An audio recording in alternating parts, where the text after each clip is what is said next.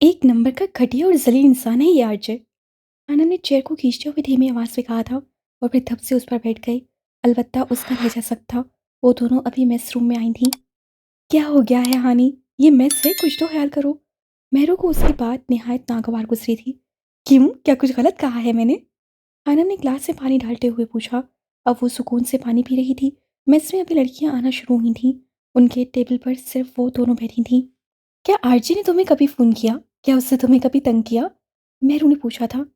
नहीं, हानो ने बेख्याली में ग्लास रखते हुए कहा। क्या उसने कभी तुम्हें छेड़ा? नहीं। क्या उसने कभी तुम्हें हरास करने की कोशिश की? क्या उसने कभी तुम्हें छूने की कोशिश की? नहीं। इस बार हानम चौंकी थी। क्या उसकी आंखों में तुम्हें कभी हवस नजर आया? क्या तुम्हें कभी महसूस हुआ कि वो तुम में दिलचस्पी लेता है? मेहरू उसकी आंखों में आंखें डाले पूछ रही थी। नहीं, हमारा अलमिया यही है। हम बिना परखे कयास सराई करते हैं। हानम गड़बड़ा गई थी। तो फिर तुम कैसे कह सकती हो कि वो एक घटिया इंसान है? तुम मान क्यों नहीं लेती हानि कि आरजे को मिस उम्मे हानम में कोई दिलचस्पी नहीं है? वो तभी तभी आवाज में चिल्लाई थी। पता है, पिछले कई महीनों से उसका कोई अफेयर मंजरे आम पर नहीं आया। सोशल मीडिया पर किसी ने उससे पूछा था कि आरजे कोई न्यू गर्लफ्रेंड क्यों नहीं बनाई? और जानती हो आरजे ने क्या ट्वीट किया था? उसकी बात पर हानम ने उसे सवालिया नजरों से देखा था। उससे जवाब दिया था कि औरत जात से उसका दिल भर चुका है।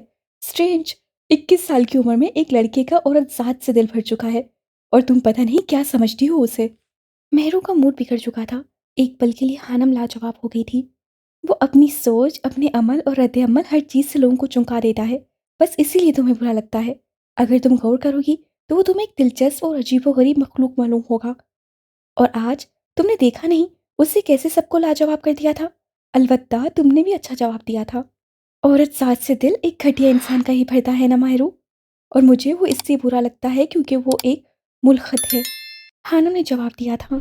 तो यार ये उसका मसला है ना। वैसे भी उससे ट्वीट किया था कि मजहब हर इंसान का साथी मसला होता है। उसकी बिना पर किसी इंसान को जज नहीं करना चाहिए और ना इकारत का निशाना बनाना चाहिए। आनम ने उसकी बात सुनकर अफसोस किया था। उसे समझ नहीं आ रहा था कि क्या करे। घर में माहम और जवाद आर्ची की रट लगाए रखते थे। यूनिवर्सिटी में वो खुद मौजूद होता था और हॉस्टल में मेहरू उसका नाम लेते नहीं थकती थी। उसके चारों जानिब आर्चे था। आनम को बिला वजह की कोफ्त होने लगी थी। ठीक ही तो कह रही है मेहरू, ये उसका ज़ाती मसला। वो काफिर होकर मरे, असाई बनकर मरे या मुल्क ही मरे, मुझे क्या। आनम ने सर झटका था और फिर खाने की तरफ मुतवज्जा हो गई थी। उन चीज़ों के बारे में बात करनी चाहिए जो कि हैं, ना कि जैसी होंगी। मुस्तकबिल के मुताल्लिक किससे मालूम। एक बार लोग आज़ाद हो गए तो वो खुद फैसला कर लेंगे कि उनके लिए सबसे बेहतर क्या है। लोगों के दिमागों में उनके कहे बगैर पहले ही बहुत कुछ भर दिया गया है। वक्त आ गया है कि उन्हें अपने आप सोचने दिया जाए। हो सकता है कि वो हर चीज़ मुस्तरद कर दें, सारी ज़िंदगी और सारी तालीम। मुमकिन है वो समझें कि कलीसिया के खुदा की तरफ ये सब चीज़ें भी उनकी दुश्मन हैं। उनके हाथों में किताबें दे दो और लोग खुद ही जवाब तलाश कर लेंगे। बात दरअसल यही है। रात के 2 बजे का वक्त था। हानम मैक्सम गोर्की का नॉवल माँ पढ़ने में मगन थी। अचानक उसके जहन में आरजे की बातें गूंज गई थीं। उससे किताब उठाकर एक तरफ रखा और सोचना शुरू कर दिया। बेशक जो सवाल उससे पूछा था वो बिल्कुल ठीक पूछा था। अगर उसकी जगह कोई ईसाई और यहूदी या कोई और ये सवाल करता तो ऐसे ही करता। लेकिन सवाल ये पैदा होता था कि उसे कैसे मुत्तफिक किया जाता। आरजे कुरान और हदीस से दिए की दलाइल पर यकीन नहीं करने वाला। उसे उसी के अंदाज में जवाब देना होगा। मैंने जज्बात में आकर उसे जवाब देने का कह तो दिया है, लेकिन मैं कैसे दूंगी? या अल्लाह मेरी मदद करना। उसकी सोचों के धारे मुख्तलिफ समेतों में बह रहे थे। अल्लाह जाने ये शख्स इतना ज़हीन क्यों है? इतना दिमाग कहाँ से आया है इसके पास? अनम बड़बड़ाते हुए लेट गई थी। उससे मेहरू की तरफ देखा था जो कब से सो गई थी और फिर मोबाइल उठाकर उस पर लगे वॉलपेपर को। आसिया बेगम और हमदान साहब दोनों एक साथ बैठे थे और बहुत खुश नजर आ रहे थे। आसिया बेगम को खुश देखकर हानम के चेहरे पर मुस्कुराहट फैल गई थी। उसकी माँ खुश और पुरसुकून थी और यही चीज़ उसे मुतमिन रखे हुए थी। क्या बात है मिक्की, तुम आजकल बड़े खामोश और उलझे हुए से हो? आरजे ने मिकी से सवाल किया था।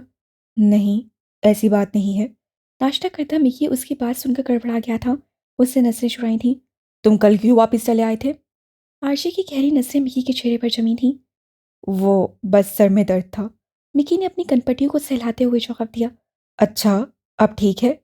हाँ, अब ठीक है। मिकी ने जवाब दिया था। चलो, अच्छी बात है। आरजे ने मिकी के चेहरे पर जिंदगी में पहली दफ़ा परेशानी देखी थी, लेकिन वो समझने से कासिर था कि मिकी क्या छुपा रहा था। लेकिन आरजे को पूछने में दिलचस्पी नहीं थी। वो जानता था कि मिकी खुद ही बता देगा। उठ जाओ मेहरू, क्लास का टाइम हो रहा है। आनम मेहरू को उठाने की कोशिश कर रही थी, जो घंटा पहले सोई थी। 12 बज रहे थे। 1 बजे उनकी क्लास शुरू होती थी। वो उसे उठा रही थी, क्योंकि मेहरू उठते उठते और फिर तैयार होते देर कर देती थी। अगर तुम इस बार नहीं उठी तो मैं अकेली चली जाऊंगी। आनम उसे आखिरी धमकी देते हुए कमरे से बाहर निकल गई थी। जबकि उसकी धमकी सुनकर मेहरू ने झट से आंखें खोली थी। वो अच्छे से जानती थी कि आनम सच में उसे छोड़कर जा सकती थी। क्या मुसीबत है यार, 1 बजे क्लास, कितना गलत वक्त है। मेरे को कोफ्त हो रही थी, और फिर वो हानम के आने से पहले बिस्तर से उठ गई थी। मौसम अबर आलूद हो रहा था। स्याह बादलों ने नीले आसमान को कहीं छुपा लिया था। ठंडी हवाएं रूह से होकर गुजरती तो सुकून बख्शी थी। हानम को ये मौसम बहुत पसंद था। ये मौसम उसके चेहरे पर हकीकी मुस्कुराहट फैला देता था। उसके दिल में एक खौफ जरूर था कि कहीं से आरजे उसके सामने आएगा और कहेगा, तुम ज़्यादा ज़हीन बनती हो ना, अब जवाब दो। या फिर कहेगा कि तुम्हें मुझसे पंगे लेने की आदत क्यों है? तुम आराम से नहीं रह सकती। उन्हीं सोचों में गुम वो दोनों डिपार्टमेंट पहुंच चुकी थीं। क्लास शुरू होने में भी 15 मिनट हैं, हम जूस पी लें। मेहरू ने कहा था, और आनंद ने उसकी बात पर सर अस्वाद में हिलाया था। वो दोनों कभी डिपार्टमेंट के कैफ़े नहीं जाती थीं, बल्कि डिपार्टमेंट से बाहर बने कैफ़े पर जाना उन्हें अच्छा लगता था। जन्नत रोड को क्रॉस करने के बाद वो दोनों कैफ़े आ गई थीं। आनम की नज़र स्टूडेंट्स के झुरमुट में बैठे आरजे पर पड़ी थी। उससे स्याह घने बालों को जेल की मदद से पीछे की जानिब चिपकाए रखा था, और वो ग्रे पैंट पर ब्लैक टी शर्ट पहने लोगों को अट्रैक्ट कर रहा था। एक पल के लिए हानम का दिल सहमा था कि वो अभी उठकर उसी की जानिब आएगा और उसका मजाक उड़ाएगा, लेकिन नहीं। आरजे की नज़र उस पर बेध्यानी में पड़ी थी, और फिर वो उसे नज़रअंदाज कर गया था, जैसे जानता ही ना हो। शुक्र है। आनम ने उसके इग्नोर करने पर शुक्र अदा किया था। वो बहुत जल्द लोगों के दिलों में घर कर लेता था। अब तो वैसे भी वो सिंगर था। लोग खुद बहुत उसकी तरफ माइल होते थे, और आरजे बेध्यानी की नज़र में भी उससे अच्छा खासा नोट कर गया था। वो इस वक्त ब्लैक ट्राउज़र पर पीच कलर की शर्ट पहनी हुई थी, और पीच कलर के बड़े से दुपट्टे को होठ पर फैला रखा था। वो कॉलेज जाती थी तो उसके कपड़े इतने महंगे और ब्रांडेड नहीं होते थे, लेकिन अब वो काफ़ी ब्रांडेड कपड़े पहनना शुरू हो गई थी। उसके चेहरे पर जो सबसे ज़्यादा मुतवज्जा करने वाली चीज़ थी, वो उसकी आंखें थीं।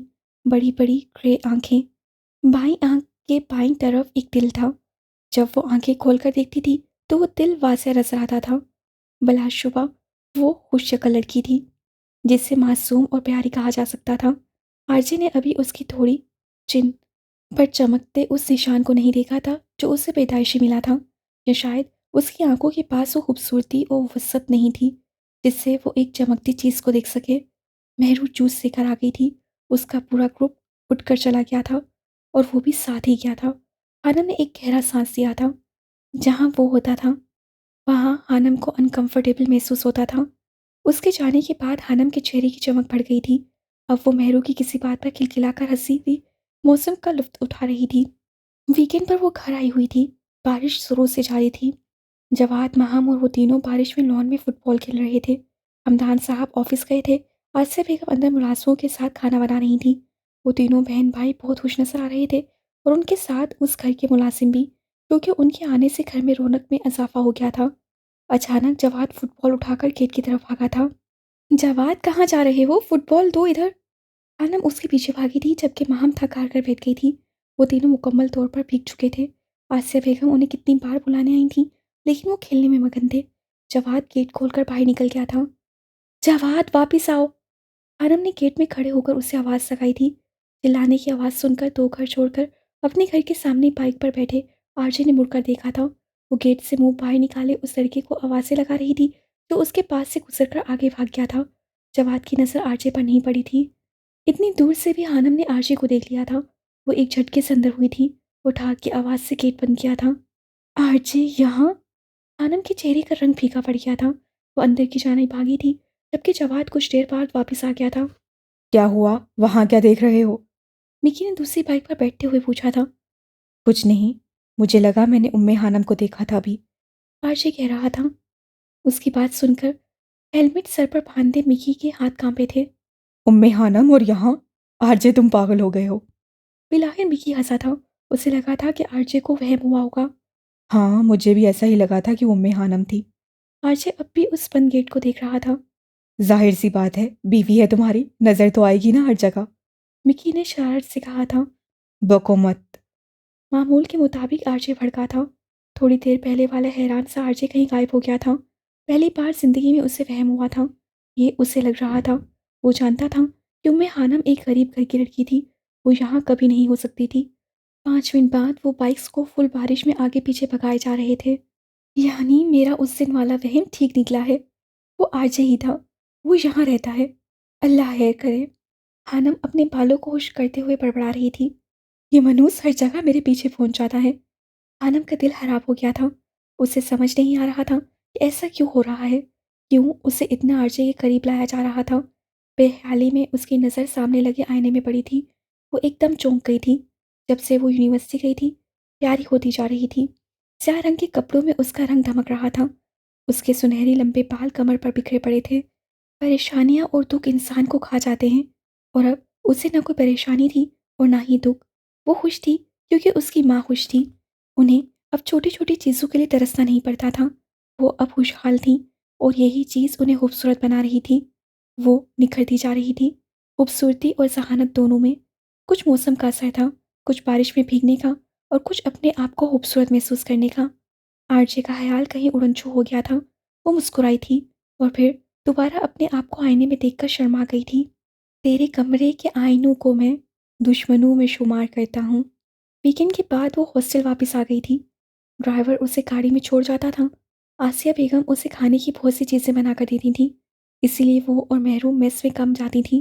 हर 15 दिन बाद हमदान अंकल उसके अकाउंट में अच्छी खासी रकम ट्रांसफ़र करवा देते थे। उसे समझ नहीं आता था कि वो पैसे कहाँ खर्च करे, क्योंकि उसे फजूल खर्ची की आदत नहीं थी। उसमें इत्मीनान पैदा हो रहा था। वो अपने आप को आज़ाद महसूस कर रही थी। आज भी डिपार्टमेंट में उनका सेशन था, यानी फिर सेमिनार था। आरजे वो दोनों क्लासों में ऐसे होते थे जैसे एक दूसरे को जानते ही ना हों। और यही चीज़ हानम को पुरसुकून किए हुए थी। वो बिलावजह उसका सामना नहीं करता था। उस दिन जैसे ही वो दोनों क्लास में दाखिल हुई थी, उन्हें एक अफरा तफरी सी नजर आई थी। स्टूडेंट्स एक लड़की के गिर्द जमा थे जो पूरी तरह रो रही थी। वो कोमल थी, जिसकी नई नई शादी हुई थी अभी कुछ दिन पहले। उसके शौहर ने उसे तलाक दे दी थी। उसके माँ बाप नहीं थे। वो अपने मामू के घर रहती थी। तलाक के बाद उसके मामू ने भी उसे रखने से इनकार कर दिया था। मेहरू और हानम दोनों को दिली अफसोस हुआ था।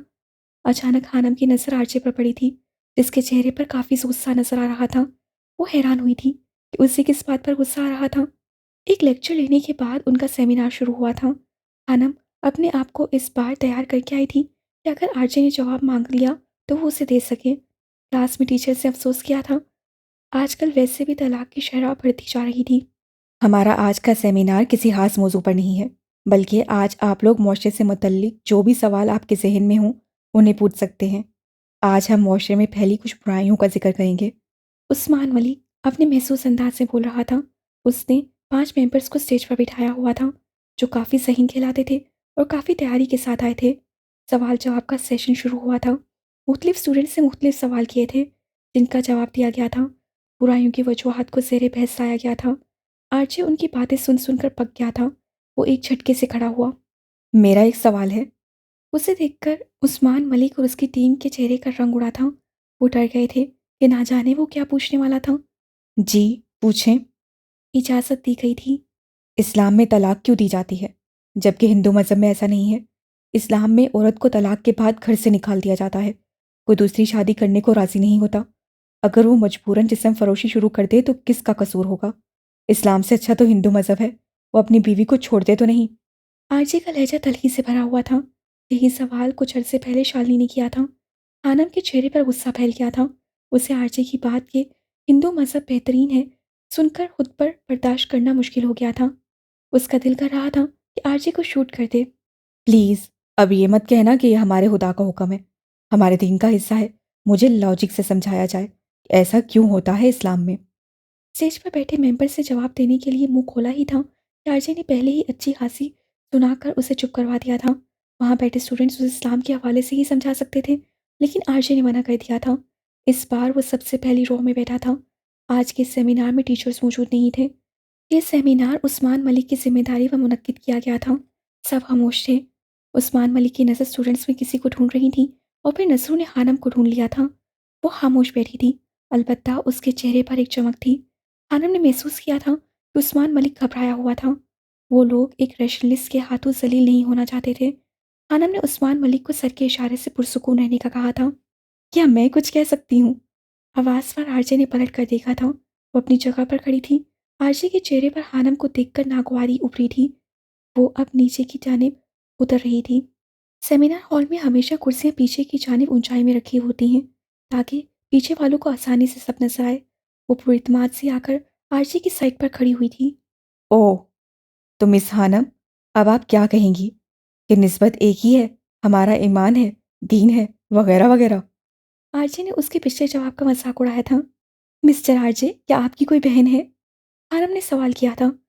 इस बात का मेरे सवाल से क्या ताल्लुक है? वो अचंभे से उसे देख रहा था। है या नहीं? आनम ने उसकी बात को नजरअंदाज किया था। हाँ, है। वो मदिया को अपनी बहन ही समझता था। क्या वो शादीशुदा है? नहीं। आरजे ने जवाब दिया था। हम्म। वो कुछ कदम बढ़ाकर उसके सामने स्टेज पर जाकर खड़ी हो गई थी। मेहरू हैरत से मुंह खोले उसके इत्मीनान को देख रही थी।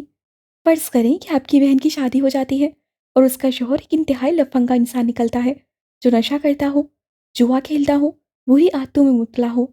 क्या बकवास है ये? आरजे खोया धाड़ा था। रिलैक्स मिस्टर आरजे, सिर्फ फर्ज करना है। वो पुरसुकून सी बोल रही थी। वो रोजाना शराब पीने के बाद आपकी बहन को बुरी तरह से मारता हो, अजियत देता हो, उसे जानवर समझता हो और उसके साथ जानवरों की तरह पेश आता हो। आप क्या करेंगे? हानम ने पूछा था। क्या आप अपनी बहन को उसके पास मरने के लिए छोड़ देंगे? आरजे ने गुस्से से अपने दांत और मुट्ठियों को भींचा था।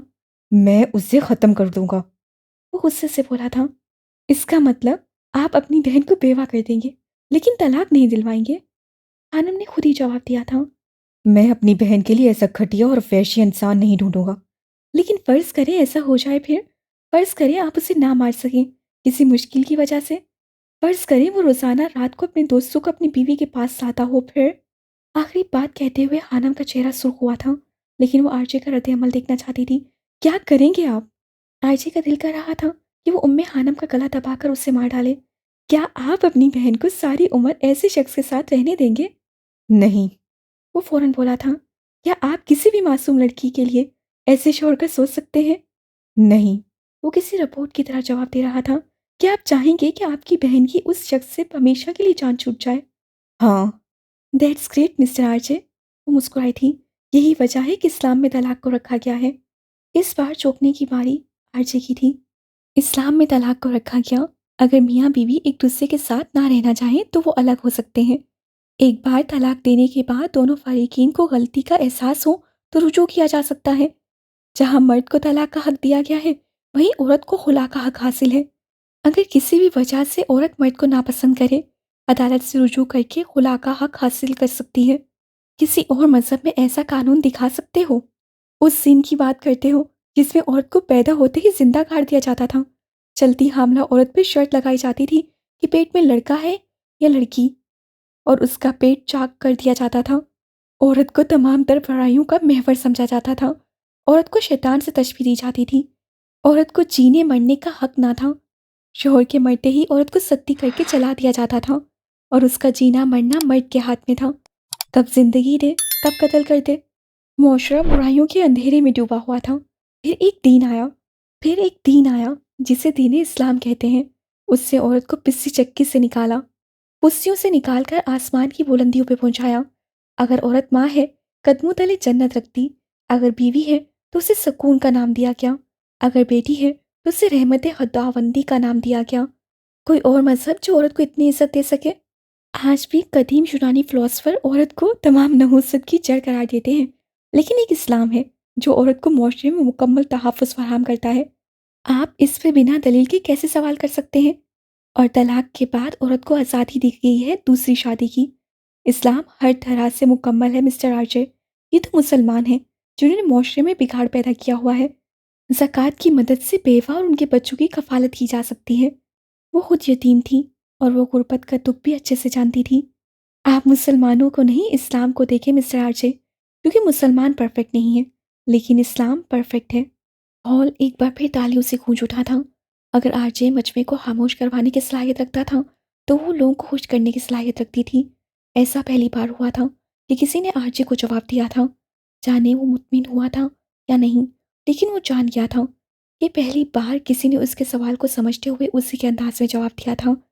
आरजे को पहली बार महसूस हुआ था कि कोई उसके जैसी सोच रखने वाला भी इस दुनिया में मौजूद है। वेल डन मिस उम्मे खानम। उस्मान मलिक जोश से उसकी तरफ बढ़ा था। शुक्रिया, अभी मेरा जवाब मुकम्मल नहीं हुआ। अभी मुझे कुछ और भी कहना है। उसकी आवाज़ पर दरवाजे की तरफ कदम बढ़ाते आरजे ने पलट कर उसे देखा था। कुछ वक्त और मिस्टर आरजे, आपके थीसिस के जहाज़ का मोमा भी हल करते हैं। आनम ने कहते हुए टाइस पर रखे हुए लैपटॉप से अपना मोबाइल अटैच किया था, जिसकी स्क्रीन अब प्रोजेक्टर पर नजर आ रही थी। प्रोजेक्टर की स्क्रीन पर अब हीरे और सोने के हार यानी नेकलेस नजर आ रहे थे। आरजे गहरी खामोश नजरों से उसे देख रहा था। क्या वाकई वो उस मोहमे को हल कर सकती थी? क्या आप लोग बता सकते हैं कि इन दोनों में से कौन सा नेकलेस कीमती है, हीरे का या सोने का? उसने स्टूडेंट से पूछा था। आरजे अब अपनी सीट पर बैठ गया था, दोनों कोहनियों को घुटनों पे चपाए, दोनों हाथों की मुट्ठी बंद किए, थोड़ी के नीचे रखे वो गौर से स्क्रीन को देख रहा था। अलबत्ता उसके कान हनम की तरफ लगे थे। ऑफ कोर्स, डायमंड का नेकलेस कीमती है। स्टूडेंट के जवाब पर हनम मुस्कुराई थी। हम कह सकते हैं कि डायमंड का नेकलेस सीसिस का जहाज है, यानी ये मुतबर्रिक है। आनंद ने कहते हुए लैपटॉप पर उंगली को चलाकर स्क्रीन को बदला था। अब भी स्क्रीन पर हीरे और सोने के हार नजर आ रहे थे, एक हीरे का और 3 सोने के। अगर हम डायमंड वाले नेकलेस में से 3 डायमंड्स निकालकर उन 3 गोल्ड वाले नेकलेसेस में लगा दें, तो क्या गोल्ड वाले नेकलेसेस की कीमत बढ़ेगी, मिस्टर आरजे? आनंद ने आरजे से पूछा था। ऐसा ही कुछ स्क्रीन पर नजर भी आ रहा था। 3 सोने के हारों में 3 हीरे जुड़े थे, यानी हर एक हार में एक हीरा। बिल्कुल बढ़ेगी। आरजे ने जवाब दिया था। वहाँ बैठे हर स्टूडेंट के लिए ये एक दिलचस्प गेम था, जो आरजे और हानम के दरमियान चल रही थी। वो सब उससे बहुत इंजॉय कर रहे थे। यानी एक मुतबर्रिक चीज़ का हिस्सा किसी आम चीज़ में चला जाए, तो आम चीज़ भी मुतबर्रिक हो जाती है। दूसरे लफ्ज़ों में हीरो के चुनने से हार की कीमत बढ़ गई है। वो सवालिया अंदाज से स्टूडेंट्स को देख रही थी। आप ठीक कह रही हैं मिस उम्मे खानम, ऐसा हो सकता है। आरजे उसकी बात को समझ रहा था। तो ये जवाब है आपके थीसिस के जहाज़ के सवाल के दूसरे हिस्से का, कि अगर थीसिस के मुतबर्रिक जहाज़ के कुछ हिस्सों से एक नया जहाज़ बनाया जाए, तो असल होगा, मुतबर्रिक होगा या नहीं? वो बिल्कुल मुतबर्रिक होगा। अब इस नेकलेस को देखें, ये वो नेकलेस है जिससे 3 डायमंड्स निकालकर उसमें गोल्ड के पर्ल्स लगा दिए गए हैं। ये था थीसिस का असली जहाज़, जिसमें टूट-फूट के बाद बहुत से पुर्जों को बदला गया था। चूँकि अभी इसमें डायमंड्स मौजूद हैं, तो क्या ये मुतबर्रिक नहीं रहा? वो एक बार फिर सवालिया नज़रों से सबको देख रही थी। ये कीमती है और मुतबर्रिक है, लेकिन पहले से कम, क्योंकि अब इसमें से डायमंड्स कम हो गए हैं। लेकिन मौजूद है, तो हम कह सकते हैं कि ये भी असली है, यानी मुतबर्रिक है। अब की बार जवाब उस्मान मलिक ने दिया था। जी बिल्कुल, तो ये था थीसिस के सवाल के पहले हिस्से का जवाब, कि जब थीसिस का जहाज़ जो टूट-फूट का शिकार हुआ, उसके कुछ पुर्जों को बदले गए। चूँकि पहले जहाज़ का कुछ हिस्सा बाकी था, तो वो अभी भी मुतबर्रिक ही था, जबकि उसके तमाम पुर्जे ना तब्दील कर दिए जाते। आनम की आंखों की चमक बढ़ी थी। लेकिन मिस उम्मे खानम, थीसिस जहाज का एक सिर्फ हवाला था। मैंने असल सवाल तो मज़हब पर किया था कि तब्दीलियों से गुजरने पर आखिर में आने वाला मज़हब हकीकी कैसे हो सकता है। आरजे पूछ रहा था। दुरुस्त फरमाया आपने, मिस्टर आरजे, मैंने भी अभी सिर्फ एक मिसाल दी है। मज़हब पर भी आती हूँ मैं। वो खुशदिली से मुस्कुराई थी। अब देखिए मिस्टर आरजे, ये एक नया डायमंड नेकलेस है, जिसमें 3 डायमंड्स की कमी है।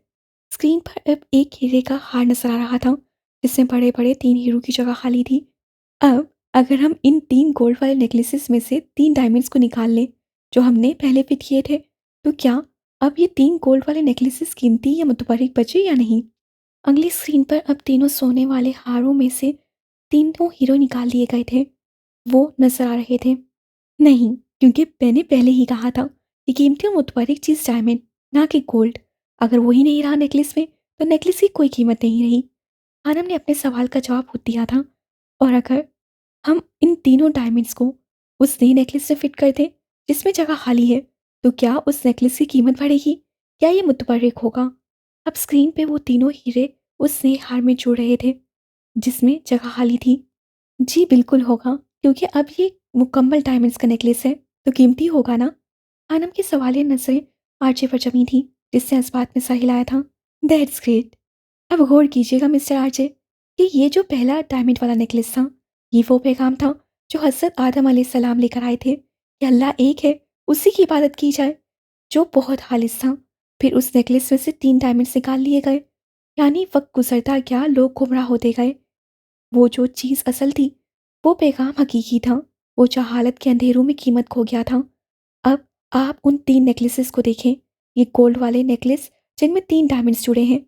ये वो 3 मज़हब हैं जिन पर कुरान पाक से पहले किताबें नाज़िल की गईं।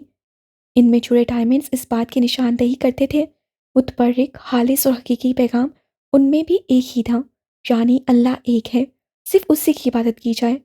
और जो गोल्ड जुड़ा है, वो इस बात की निशानदेही करता है कि ये मज़हब खालिस नहीं रहे। वक़्त के साथ लोगों ने उनको अपनी मर्ज़ी से तब्दील की और उनकी कीमत कम हो गई। लेकिन चूँकि डायमंड्स अभी भी जुड़े, तो ज़ाहिर था कि ये पैगाम अल्लाह के यही था, जिसे तोड़-मरोड़ कर अजीबो-गरीब शक्ल दे दी गई थी। वो साँस लेने को रुकी थी। स्टूडेंट्स दम साधे उसे सुन रहे थे। अब आप इस नेकलेस को देखें जो नया था, जिसमें डायमंड्स की कमी थी, और वो 3 डायमंड्स गोल्ड वाले नेकलेस से निकाल कर इसमें डाल दिए गए थे। ये नया नेकलेस दीन इस्लाम है, जो तब्दीलियों से गुज़रा है। आपने खुद कहा, ये चीज़ कीमती और मुतबर्रिक है। इस नेकलेस में जो 3 डायमंड्स लगे हैं, वो पिछले मज़ाहिब की तस्दीक करते हैं और इस बात का इकरार करते हैं कि पहले भी पैगाम एक ही था, यानी अल्लाह एक है, और अब भी पैगाम एक ही है, यानी अल्लाह एक है। सिर्फ़ उसी की इबादत की जाए। चूँकि ये नेकलेस पूरे का पूरा डायमंड्स का है, बेशक ये तब्दीलियों से गुज़रा है, लेकिन ये कीमती है, मुतबर्रक है, खालिस और हकीकी है। ये है तब्दीलियों से गुज़र कर आखिर में आने वाले दीन इस्लाम की हकीकत। खानम ने एक गहरा सांस लिया था। उसकी नज़रें आरजे पर जमी थी। गुड। बेख्तियारी में आरजे के मुंह से निकल गया था। वो कमाल का लॉजिक लाई थी, ना साइंस का हवाला दिया था, ना कोई आयत लेकर आई थी। वो उसे उसी के अंदाज में समझा गई थी। आपका लॉजिक अच्छा है मिस उम्मे हानम।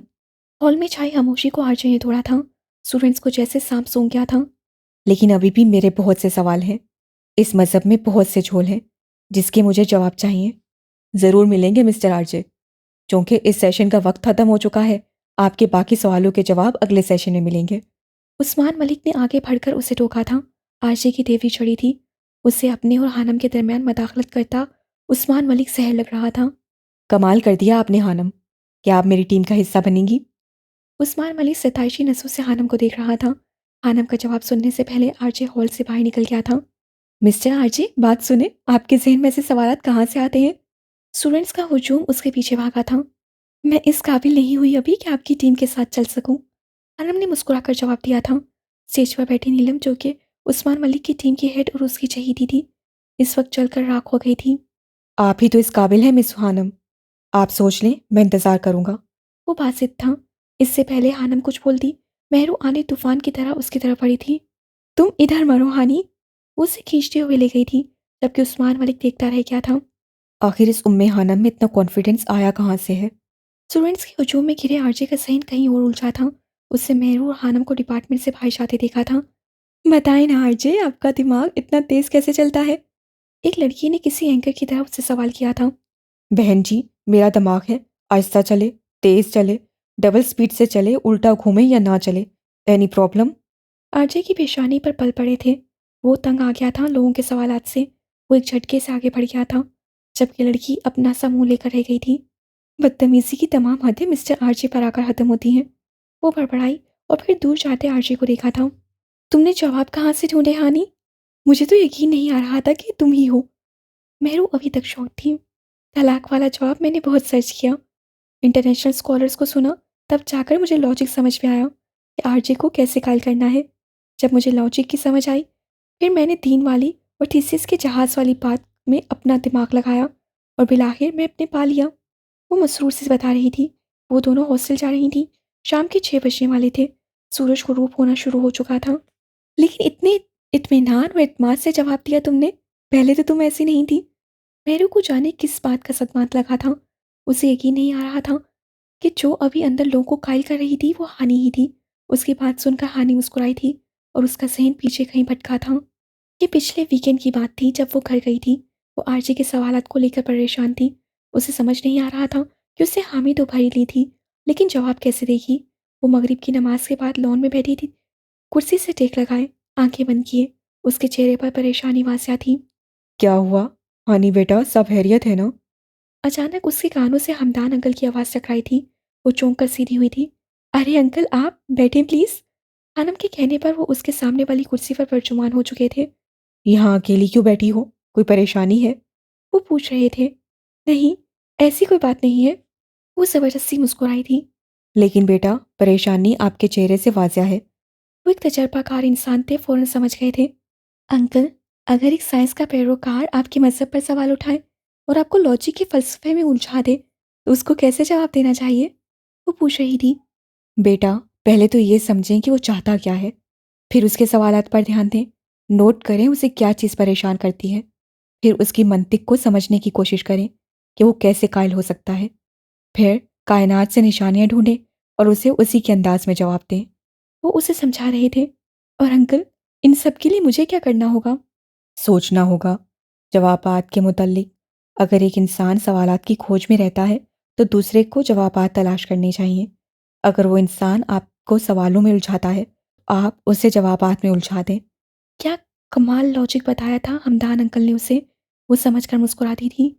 जो इंसान कायनात को जितना तहसीर करना चाहेगा, ये उस इंसान के लिए उतनी ही खुलती जाएगी। ये राज अफ़शां करती जाएगी। वो पते की बात कर रहे थे। खानम ने इस्बात में सर हिला दिया था। और कुरान पाक में इरशाद है, तर्जुमा, यकीनन आसमानों और ज़मीनों की पैदाइश में और शब व रोज़ के बारी बारी आने जाने में अहले अकल के लिए बहुत सी निशानियां हैं। इस आयत में अल्लाह ताला ने लोगों को इस कायनात में गौर व फिक्र की तरकीब दी है कि कायनात की निशानियों से बसीरत हासिल करें, उसकी तहलीक में गौर व फिक्र करें। इससे लफ्ज़ आयत को मुबहम रखा और ये नहीं कहा कि इसमें फ़लाँ फ़ायदा है, क्योंकि इन फ़वाइद और आयात की अक़साम ही बहुत ज़्यादा हैं। इसकी वजह यह है कि इस कायनात में ऐसी मखीरुल अक़ूल निशानियां हैं जो देखने वालों को दंग कर दें। इनमें गौर व फिक्र करने वाले उन्हें तस्लीम किए बगैर नहीं रह सकते। ये निशानियां मुतलाशियान हक के दिलों को अपनी तरफ खींचती हैं। अल्लाह ताला के तमाम अहदाफ के मुतल्लिक रोशन दमाओं को मुतनब्बा भी करती हैं। चुनाचा इस कायनात में मौजूद अशिया की तफसील किसी भी मखलूक के लिए शुमार करना मुमकिन नहीं है।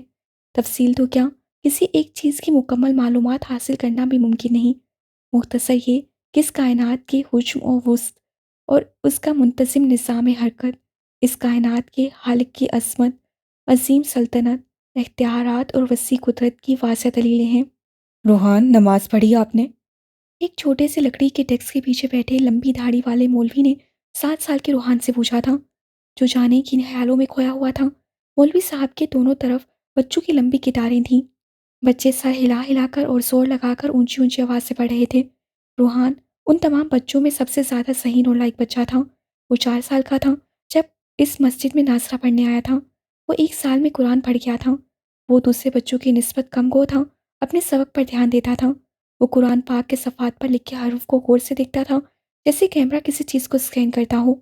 2 साल में उसने 2 बार कुरान पाक मुकम्मल किया था। अब वो हिफ्ज़ कर रहा था। लेकिन अचानक वो अजीबो गरीब सवाल करने शुरू हो गया था, जिन्हें सुनकर कभी तो मौलवी साहब हैरान रह जाते, कभी घबरा जाते और शदीद गुस्सा करते थे।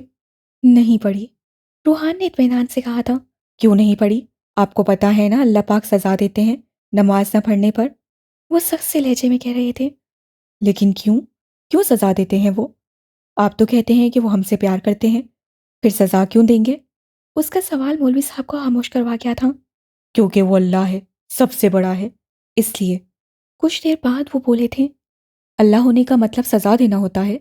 अगर हम अल्लाह बन गए तो क्या हम भी सज़ा देंगे? और मुझे ऐसा अल्लाह नहीं पसंद जो सज़ा देते हो। मुझे नहीं पसंद। I don't like him. वो मासूम था, नहीं जानता था ये क्या पूछ रहा है, क्या बोल रहा है। चटाक की आवाज़ पूरे हॉल में गूंजी थी। मौलवी साहब के हाथ की उंगलियों के निशान उसके नाजुक गाल पर पूरी तरह छप गए थे। वो हैरान सा मौलवी को देख रहा था, जिसके चेहरे पर वहशत छाई थी। तुम बच्चे नहीं हो, शैतान हो, शैतान। वो बाजू से पकड़कर हवेली ले आए थे। मौलवी साहब की पूरे इलाके में बहुत इज्जत थी। जबील साहब खुद उनका बहुत एहतराम करते थे। आपके घर में इंसान के रूप में शैतान पैदा हुआ है सईद साहब। इसे यहाँ से दूर ले जाएं और आइंदा मस्जिद मत भेजना, बाकी बच्चों को भी खराब करेगा। वो गुस्से से बोलते वापस जा चुके थे। आपने क्या कहा था रोहान बेटा? आयशा, जबील, उसकी माँ ने प्यार से पास बिठाकर पूछा था। रोहान की बड़ी-बड़ी आँखों से आँसू का कतरा टपका था, जो उसके फूले गालों पर फिसल गया था। उँगलियों के निशान अभी भी वासिया थे। उन्होंने कहा था कि अल्लाह नमाज ना पढ़ने पर सज़ा देते हैं। मैंने पूछा क्यों? उन्होंने कहा वो बड़े हैं। और फिर मैंने कहा कि मुझे सज़ा देने वाला अल्लाह नहीं पसंद, मुझे ऐसा अल्लाह नहीं चाहिए। वो रोते हुए अपनी माँ से लिपट गया था। आयशा जबील का दिल फट गया था जैसे। उसका सवाल इतना बुरा नहीं था कि एक मासूम बच्चे को शैतान का नाम दे दिया जाता। आज से मैं अपने बेटे को पढ़ाऊंगी, मैं बताऊंगी सब। वो उसे लेकर कमरे में चली गई थी। हमारे मुआशरे का यही अलमिया है कि हमें डराया जाता है, धमकाया जाता है, अल्लाह को सज़ा देने वाला बताया जाता है। हमें सिर्फ ये कहा जाता है कि नमाज पढ़ो, नहीं तो अल्लाह मारेगा। हमें अल्लाह की मोहब्बत नहीं समझाई जाती, बंदे और अल्लाह का ताल्लुक नहीं बताया जाता। वो बच्चा था, उसके मासूम सवालों के जवाब दिए जा सकते थे, लेकिन उसे शैतान कहकर धुतकार दिया गया था। किसी ने नहीं सोचा था उन सब के सख्त अल्फाज वाकई उसे अल्लाह से बहुत दूर और उसका इनकार करने वाला बना देंगे। ये नहीं बताया जाता वो तो सबसे ज़्यादा प्यार करने वाला भी है, गफूर और रहीम है।